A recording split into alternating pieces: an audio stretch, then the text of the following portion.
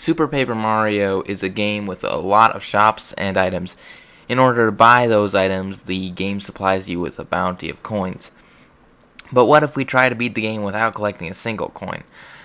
Well, I tried to do just that.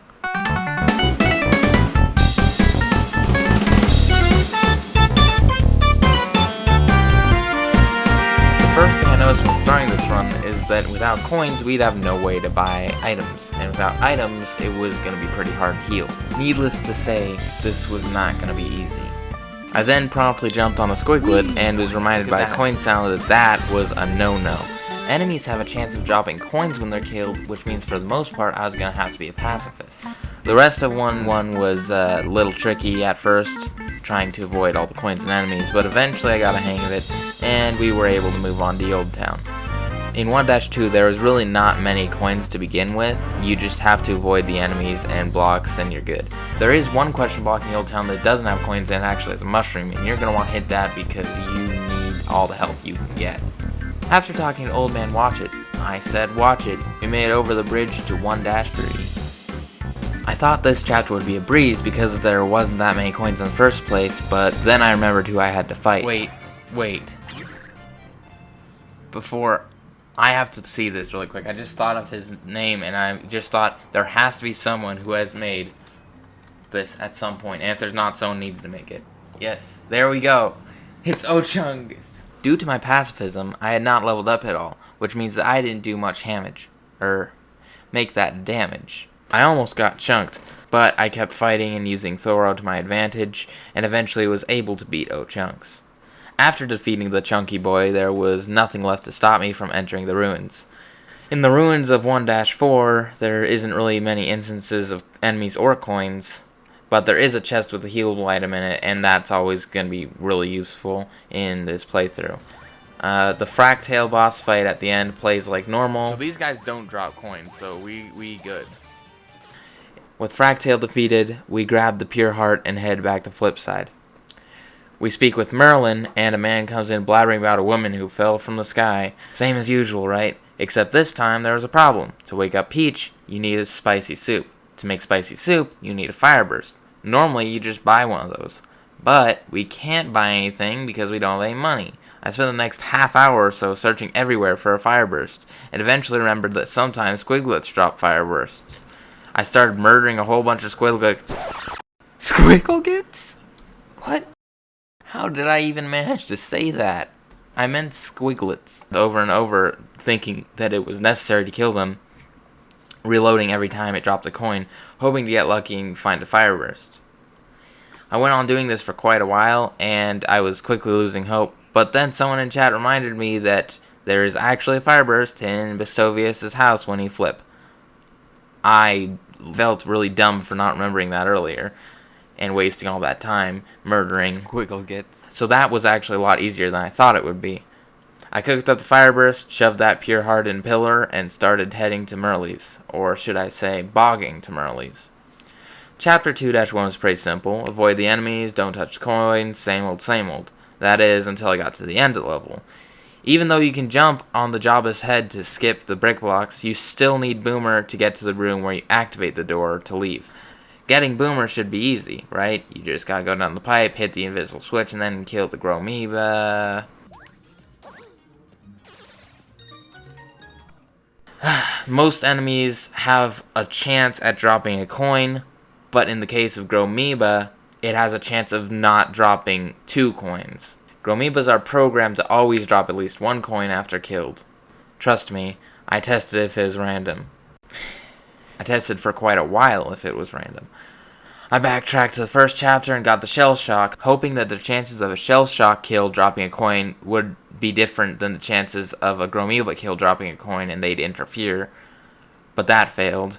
Then I remembered that coins seem to be less likely to drop if the enemy dies to a Pilpal, specifically when a Pilpal runs into it instead of jumping on it. Needless to say, trying to get a Pilpal to survive that far was not easy. This is my child. Oh no, he died. But after multiple attempts, I finally got 2 Pilpals down the pipe. I grabbed the Gromoeba, threw it into my Pilpal, and it dropped a coin.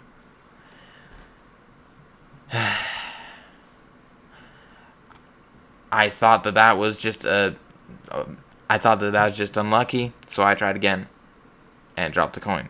I tried again and again and again, and every time it still dropped a coin. But I couldn't give up, because I was live streaming, and I had people to entertain. I save-stated right over the Gromoeba and kept killing it over and over and over, reloading again and again and again to see if it just happens to not drop a coin once. But that never happened. At one point, I was using my remote so fast that I accidentally activated Tippy. Seeing everything paused allowed me to form an idea. A really dumb idea. Okay. 3, 2, 1, flipping, 3, 2, 1, okay.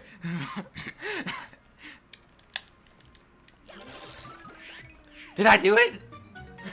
Did I just break the game? Please tell me that works. Yes! Oh my gosh! Wow! I broke the game! I broke the game into letting me do it without a coin. I didn't think that would work. Oh. Somehow, my dumb logic actually worked. I still had 0 coins. No cheats, no faking. This somehow managed to work. I don't know if this was a glitch, a miracle, or a mixture of both, but whatever it was, we were finally back on track. We got past the floating butts and we're on our way to the mansion. For Chapter 2-2, nothing really changes. You can basically just play it normally.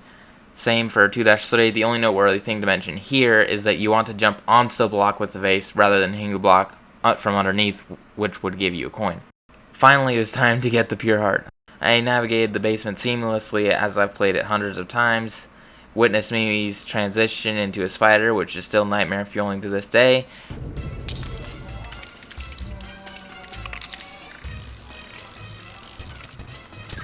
and was a contestant in the 66th annual That's My Merly show.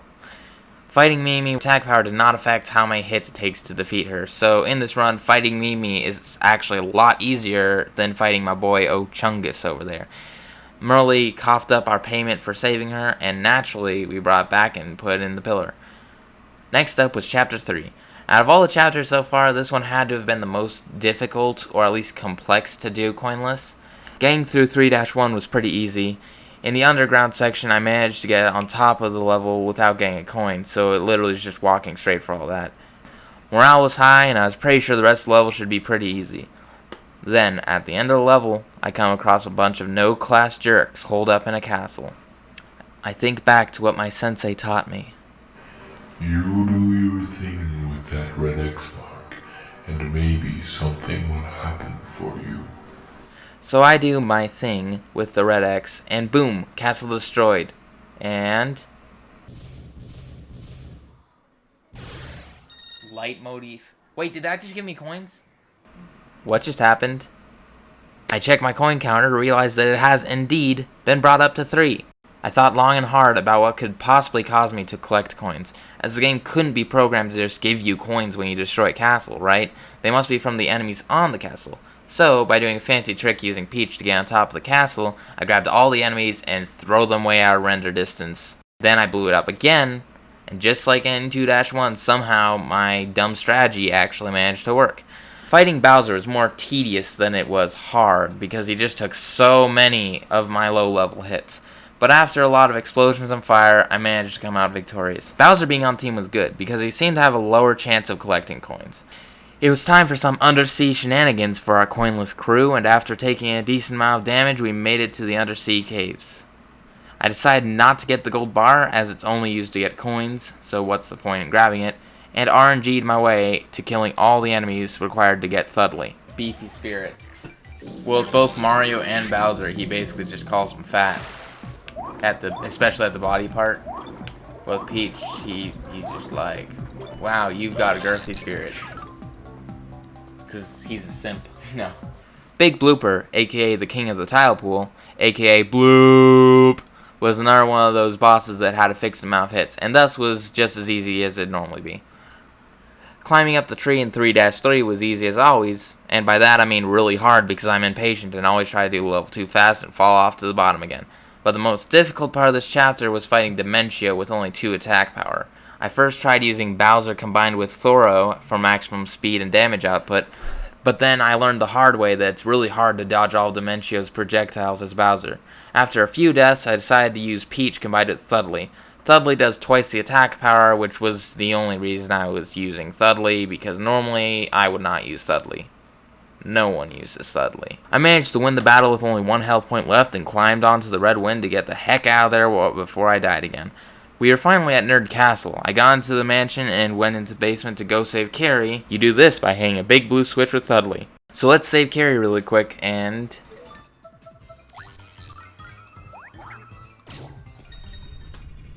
Wait, did I just get coins from that? What the heck? Come on, it's a giant switch. Why would they give me coins? It makes no sense.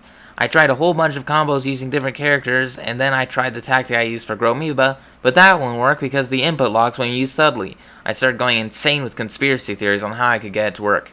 Okay, what if we light a bomb, and then combine it with this, and then quickly switch to this, and then go like this?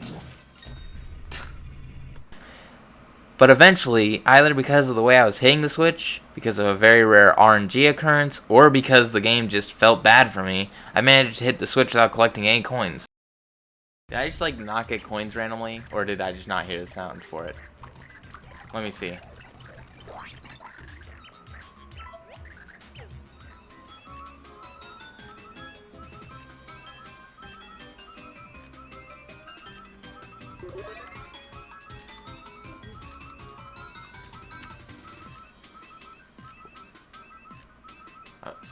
Okay.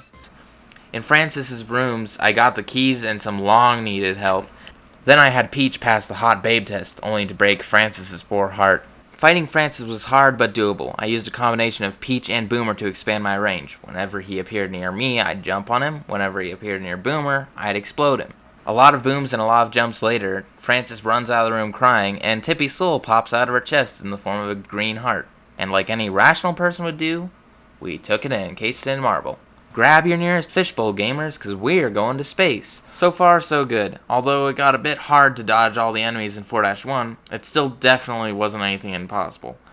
However, sadly the same cannot be said for 4-2. 4-2 is the final level of our coinless run, all because this greedy old man wouldn't give me his toilet paper for any less than 100 coins. I tried asking him over and over to see if he'd budge, but he wouldn't. Due to this jerk, I can tell you with 99.999% certainty that this game is not possible to beat without any coins. I really wish it were, but alas, capitalism strikes again. So there you go, fellas. It's impossible.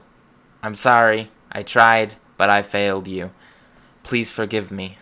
However, even if we cannot beat the game without collecting any coins, we could still see just how many coins you need in order to beat the game. If enough people enjoy this video, then I'll definitely consider continuing the playthrough. But until then, I'll see you guys on the flip side.